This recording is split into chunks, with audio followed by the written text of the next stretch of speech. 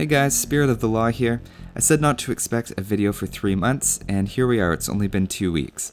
Not only that, but it's a big one today. This Civ overview is going to be all about the Franks. I started this video a few weeks ago, but with the next expansion imminent at that point, I thought I'd hold off and see if anything changed. I've also been a bit distracted lately doing really important stuff. Yeah. Now some of you may remember I've already shared my opinion of the Franks during a live commentary video. Who am I? What am I? Franks. Okay. Sorry guys if you like the Franks, but they're actually one of my least favorite to play. Yeah, so just to put all the cards on the table, I've always found the Frank tech tree a bit limiting, and I was never a big fan of throwing Axeman personally, but I'll keep an open mind, and maybe they're better than I've always thought. We're going to be talking quite a bit about their bonuses, and knights and paladins, which always remind me of the rabbit guy from Donnie Darko with those helmet ears. And get this, the most famous paladin civ is the Franks, and that guy's name? Frank. Weird. Of course, Age of Empires has only the second coolest paladins that I've seen this week. Oh, I finally thought I escaped Fallout 4, and here I am already talking about it again. In fact, I'm gonna go play it quick while you guys watch the intro. I'll be right back.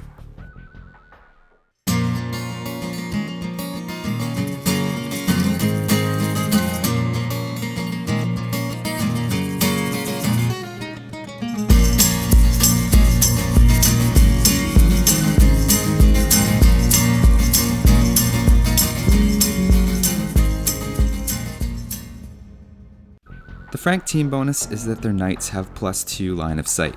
Now you might think this sounds pretty pointless, but we're talking about a 50% increase from 4 tiles to 6. That's better than the Scout Cavalry in Dark Age, and the same as the Scout Cavalry in Feudal, which you may or may not have known increases its sight radius every time you advance, though the importance of that obviously drops off. Extra scouting info is always nice to have, and the night line is something you see in just about every team game. Plus, Frank players themselves tend to use the night line at some point in almost every game, so it's not a bad bonus. The first civilization bonus is that castles cost 25% less. That changes the cost of a castle from 650 to 488, saving you 162 stone. Let's break it down a little bit more though. Villagers gather around 21 stone per minute, and that means that 2 villagers on stone in Dark Age take just under 12 minutes to gather the stone needed for a castle, whereas most civilizations would need over 15 minutes. Or that 5 villagers can gather the stone needed in just under 5 minutes, while other civilizations would need 6 minutes. It's not huge, so let's not overstate it, but it helps in 2 ways. First, it means that you can get out your initial castle a bit faster, even if you start mining stone maybe a few minutes after your opponent. And second, it means that you can ultimately have more castles on the field once the natural stone has run out. That might mean securing more locations on the map, dropping castles in your opponent's base, or more defensive castles back home to protect your economy. Really, you can't go wrong with any of those options. One more thing to know about this is that in a standard map, you start with a patch of 5 stone and a patch of 4 stone that generate around your town, plus potentially more stone piles of 4 around the map depending on the size. Using just the stone in your starting area, that's enough for most civilizations to have 4 castles, and then enough for an extra 2 town centers and a bit of unclaimed stone at the end. Franks can use the same available stone around their base to make 6 castles and have enough for 2 town centers still. Of course, any civilization could use the market, but that's a lot of gold if you're short and you have to buy your way up to a castle, and it's always a nice option to be able to sell some extra stone if you're in a gold crunch too, so Franks benefit both ways in that scenario. The next civ bonus is that knights have 20% more HP. Now one of the funny things about this is that Franks used to be considered very strong in the original Age of Kings with this bonus because there was no bloodlines, so everybody else's knights were stuck at 100 HP while Franks had 120 in Castle Age. With the addition of bloodlines in the Conqueror's expansion effectively doing the same thing as this bonus, Franks went from having hands down the best Castle Age knights available to basically getting a cheap tech for free, freeing up the resources for 2 more knights. In Imperial Age though, they still have indisputably the best paladins in the game. The 20% bonus scales proportionally to their new HP with every upgrade, meaning their max HP scales to 192 instead of 180. Now was that 12 HP really a big deal though? If you think about it, that's only a 7% increase. That sounds pretty small, so how much does that help in practice? Well, Hun Paladins take 5 hits from a halberdier to go down, whereas Franks can take 6. so a 7% HP advantage becomes 20% in practice, meaning the Frank bonus is significantly better than just free bloodlines in the Imperial Age. On the other hand, against Arbalest, representing an average ranged unit, a normal paladin with all upgrades takes 60 shots, whereas a Frank paladin takes 64. Likewise, against elite longbowmen, they take 48 shots instead of 45. This time, it is only a 7% increase in practice. So is the 12 HP a 20% or 7% advantage for Frank paladins? Well, it's kind of both and kind of neither. As an exercise purely in recreational mathematics, we can even find the percent advantage for the Frank paladin in hits it can take, depending on the enemy's attack plus bonus damage.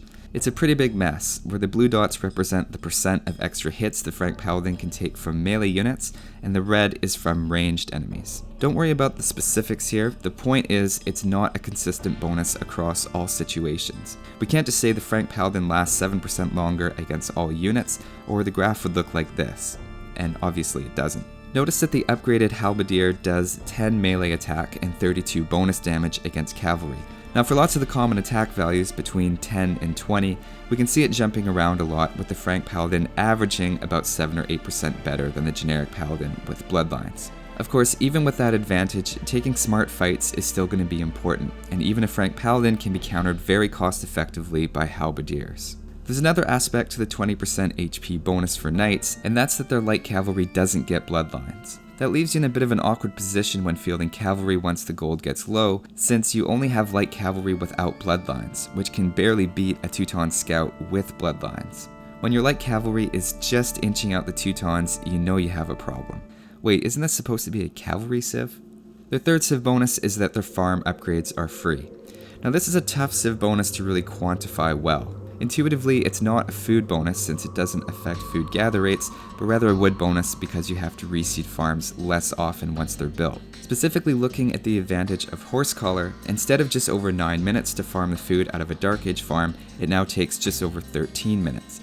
So it delays having to reseed the farm the first time by about 4 minutes. By the time you get to that first reseed, it's probably fair to assume the opponent will have researched Horsecollar themselves, so this bonus doesn't keep stacking forever. That saved wood from not reseeding farms as early can be put back into building more farms during that window though, sometimes improving your food income indirectly in that way, which is what makes this bonus almost impossible to really nail down.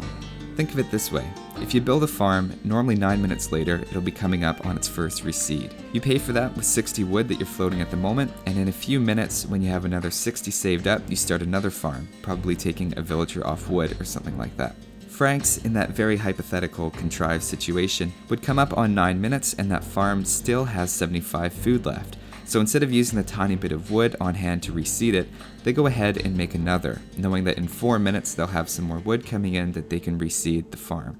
The difference between those two situations is an extra 4 minutes of farming during that window that the Franks would get. Now, unless you're taking advantage of that window by building that new farm or something else useful with that wood during the critical period, at 13 minutes you really wouldn't be better off. Now, of course, you often take advantage of this without consciously doing so, and I'm not saying you have to think about doing it, but it highlights the importance of not sitting on a ton of resources. And the bonus isn't doing very much for you if you have, say, 1,000 wood just sitting there all the time. Now, I freely admit that I'm the worst for doing this, so maybe that's part of the reason I don't feel like I'm great with the Franks. I'm basically not using one of their 3 bonuses because I'm not a very diligent player. One thing we can definitely say though is the cumulative cost of the tech is 450 food and 450 wood, so that alone frees up some spare resources over the course of the game, and the bonus is worth at least that much. To try to compare it to something more concrete, I also immediately think of the Teutons and Chinese farming bonuses. If we look at the Teutons and their 33% cheaper farms, and assuming a normal civilization is building farms at the start of an age, we can compare the food to wood conversion rate. One thing I noticed when comparing them is that the Teutons are always getting a better ratio of food to wood than the Franks, even assuming the Teutons are delaying the actual upgrades. So the Frank bonus isn't quite on the same level as the Teutons, and the advantage is also temporary at the beginning of the new age before other civilizations can research the farming tech. Since farming is ultimately just a conversion of wood to food, this is a pretty important aspect to look at, I'd say. If you're curious how the Chinese team bonus of plus 45 food compares, it's the next tier down, and they end up with well below average farms in the late game on account of not getting the last mill upgrade. Enough about farms though, let's take a look at the unique unit. The unique unit is the Throwing Axeman. Now the Throwing Axeman's claim to fame is the fact that they do melee damage but attack from a distance. That means that although they appear similar to archers at a glance because they're both ranged, a unit that's good against archers is not necessarily good against Throwing Axemen. Compared to the most basic ranged unit in Castle Age, the crossbow, in terms of stats the Throwing Axeman is better for HP and attack, but worse for range. They share a strength against infantry, and they also share a weakness to light cavalry and onagers because they're low HP. They are of course also very different from archers in that they're good against rams, skirmishers, and huscarls, all of which have great pierce armor but weak melee armor. This means skirmishers are not a great counter to Throwing Axemen, which can mess with your opponent's intuition, and Throwing Axemen are also good against halberdiers because of their range, giving Franks a decent anti-trash unit. Also, unlike archers, they're completely ineffective against Teutonic knights and bowyers, which have high melee armor. In general, the best rule that I can think of is that they're good against the units that champions are good against, but it's more important that Throwing Axemen be masked up in order to be effective. Something good to know as well is that the Throwing Axemen are viewed as infantry for the purposes of upgrades, so they benefit from the infantry upgrades just like the champion, including the +2 infantry versus building tech that was added in African kingdoms. Speaking of which, I hear often it seems about their bonus against buildings, but it's +1 before elite and +2 after they're elite, so maybe don't overestimate that.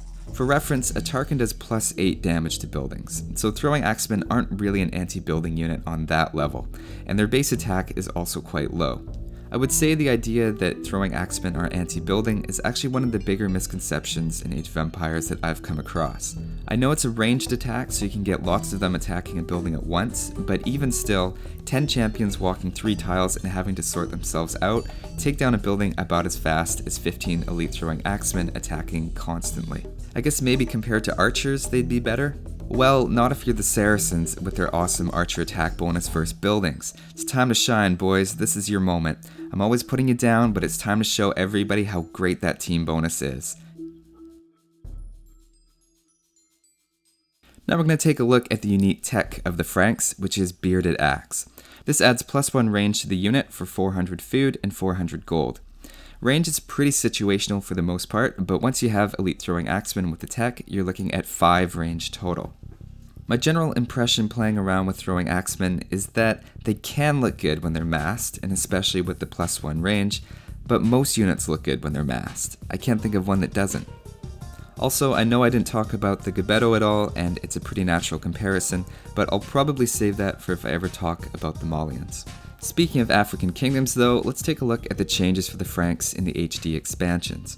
The first change is that +20% HP now applies to cavalry in general and not just knights. This change doesn't impact the knight line at all, and I think overall it's a good change because there really didn't seem to be a game balance reason that the Franks had to have terrible light cavalry, especially when they're technically supposed to be, again, a cavalry civilization. One thing you might not immediately think of, but this also impacts, is the cavalry archers, which now have 60 HP in Castle Age instead of 50, and 72 HP in Imperial Age instead of 60. That's still less than they would get with Bloodlines, and they're missing a lot of Imperial Age archer techs, so it would be a pretty quirky choice for the Franks to go cavalry archers, but they have been improved a bit. Franks also got a brand new bonus that their foragers work 25% faster. Now this is huge just because they really had no early game bonuses at all before. Essentially all of their bonuses kicked in during Castle Age, meaning that their early game was pretty weak. You might say that free horse collar is a feudal edge, but again it only delays the reseeding by 4 minutes, and your earliest feudal farms probably aren't up for reseeding until 20 minutes at least. With the foraging bonus in context, a group of 4 villagers average around 17.4 food per minute in Dark Age for a normal civilization, I've found, and around 21.4 for Franks. That might not sound like a lot, but that puts foraging above the rate of collection from sheep. It means you can theoretically gather your 6 berry bushes with 4 villagers about 2 minutes faster, meaning you can also reassign those villagers to get about 160 more resources in that time. I can't think of another civilization that so desperately needed a Dark Age and Feudal Age bonus quite like the Franks, so I think this is a good change. The second unique tech that was added in the expansion is Chivalry, which makes stables work 40% faster. That's a pretty significant bonus, and faster than the Huns with their 20% faster team bonus. Of course, this also stacks with the Hun team bonus if you have a Hun ally, meaning a Frank player can make paladins in roughly 14 seconds, twice as fast as the baseline work rate. That would take about 14 farmers and 11 gold miners to sustain production from one stable in the late stages of the game, which is a pretty nice combination of quality and quantity if you can afford it. One more change that's easy to overlook but is pretty important to keep in mind when playing the Franks is how much the camels have been improved. Of course, Franks don't get camels, but in the expansion they no longer take massive bonus damage from buildings, which may seem indirect, but it makes the camel line much more viable in the Castle Age as a counter to knights. That means you'll see camels more often, which indirectly causes knight-heavy civilizations to become a bit weaker in general. There are also some minor tweaks, and the Franks now get squires, which makes their infantry and throwing axemen move faster, which is nice to have. And as well, the throwing axemen are also a bit faster independent of squires, and they cost 100 gold less to upgrade. So those are the Frank bonuses, unique unit, and unique techs. Hopefully you can agree that the expansions have really improved the Franks and make them more interesting to play, but looking at their bonuses so far, it might not be obvious why they're so often played primarily as a knight and paladin civilization. I mean, their knights are strong, but they're not that strong. So what's accounting for the more narrow range of strategies you often see from Franks? Well, for that answer, let's take a look at their tech tree, starting with the archers. There's no arbalest, thumb ring, missing the last armor tech, and bracer. With so many missing techs, this is really bottom tier stuff in the late game, and there's no eco bonus in the early game unless you're playing the expansions, so your early archer game rushes are going to be weak. The crossbows in Castle Age don't compete with a lot of other civilizations because of no thumb ring, and even the Spanish get better late game options for their archers overall than the Franks because of thumb ring and bracer. Teutons also have weak archers, but they have the archer ring armor, so the Franks are really right near the bottom for archers and skirmishers, and if I had to give them a grade, it'd be a C-. Taking a look at infantry now, it's solid infantry, but there's no discounts or bonuses to really talk about. They're also one of the only civilizations to be missing squires in the Conqueror's version. The unique unit is technically infantry, and that does help round it out a bit, but I'd probably still go with a B for their infantry, since it's usable but not necessarily the backbone of a good army. Up next is the Cavalry. As a cavalry civilization, they have a great night rush, and the paladin really goes without saying, but it's balanced a bit by not having camels and far below average light cavalry. It's basically a situation where you're good as long as you've had a chance to get your economy going and gold isn't an issue. It's certainly the most viable unit type so far, and I'd say it's a B+ if we average across different game situations, but under certain conditions, playing the expansion and having a solid trade line and safe eco, they can really play like an A+, which is why I think people gravitate towards them as a civilization. When they really get going, there's the potential for them to swarm your base with a flood of paladins. Looking now at the siege, the Franks do get solid siege, and they have siege engineers, and they can upgrade all their Castle Age siege once, meaning they have a few viable combinations like the Paladin and Heavy Scorpion combo, although the Onager and Trash unit combo isn't very strong on account of such weak trash units. Overall, with their siege, you really won't feel like you're missing too much, and the bombard cannons can be good to mix into your army to take out any pesky siege that can threaten your hand cannoneers or throwing axemen. There's sort of common predictable matchups, where Franks make knights because it's so strong, the opponent makes pikes and halberdiers, Franks counter by mixing and throwing axemen or hand cannoneers, the opponent then makes onagers, and so Franks make bombard cannons. Ultimately, that leaves you with a fairly complete army composition as long as you can keep up the gold to sustain it. Franks really need the siege to close that loop, and they get pretty good siege, so don't be afraid to use it. It's a B+ for me. Looking at their navy now, there's no bracer, so we have to keep that in mind that their galleons are automatically behind in the late game. They're also missing shipwright, which is really important for those long water battles by making ships cheaper and faster to create. Their early water rushing potential also isn't as great as you might think, because a lot of your wood in that situation will come from fishing ships and not farms. So it saves a bit of wood heading into the mid-Castle Age, when your few farms would normally be coming up for reseeding, but it's not a huge effect, and I think of them as a B- on the water early on. By the late Imperial Age, getting all those free farming techs doesn't really help your wood that much either, as most other players will have gotten it themselves a while back, and Franks still don't have the last wood upgrade, so the late game navy is a C on account of the difficulty of sustaining your fleet size economically and how poorly their ships match up against good water civilizations. Moving on to their defenses. The castles are nice, and as I said, you can make 2 more castles with the normal amount of starting stone for a bit extra map control or safety back home. The towers aren't that great, especially lacking bracer, but with cheaper castles, why would you make towers after feudal age anyway? I'll be generous and say it's an A- for defense, and probably the biggest thing holding them back is the lack of bracer and ring armor on their skirmishers, which are a pretty important counter unit to have when you're on the back foot. Taking a last look at the economy. Besides everything mentioned so far about the save resources with the mill and the castle civ bonuses, we have an average assortment of economy techs. We also have to keep in mind that the economy is stronger early on in the expansions with that forager boost. If you're going straight for knights, I'd probably say it's a B+ in Age of Conquerors in HD before the changes, and an A- in the expansion. If you're going for a different strategy though, that pretty quickly turns into a C+ in the base game and a B in the expansions. I think that's pretty telling about the Franks and their game plan. Their bonuses are really focused toward heavy farming and knights, and deviating from that strategy isn't making full use of their bonuses, which of course makes them predictable. You might also say that their heavy farming potential might be good for scouts too, which I get why that makes sense and you think the Franks would be good for that. But the thing is, having farming techs doesn't help right away with anything that you're doing in early feudal age. It's just letting you float some wood a few minutes longer. So yeah, scout rushes with their farms is not really a Frank specialty, especially with no bloodlines. Don't let me stop you though, it certainly could get you surprise points. So those are my thoughts on the Franks. Was I fair? Maybe you can see some viable strategies besides knights that I couldn't, and you're going to have to use your judgment and consider what units you're up against on deciding on throwing Axeman or not. Hopefully I at least gave you something to think about. Thanks for watching guys, and I'll see you next time.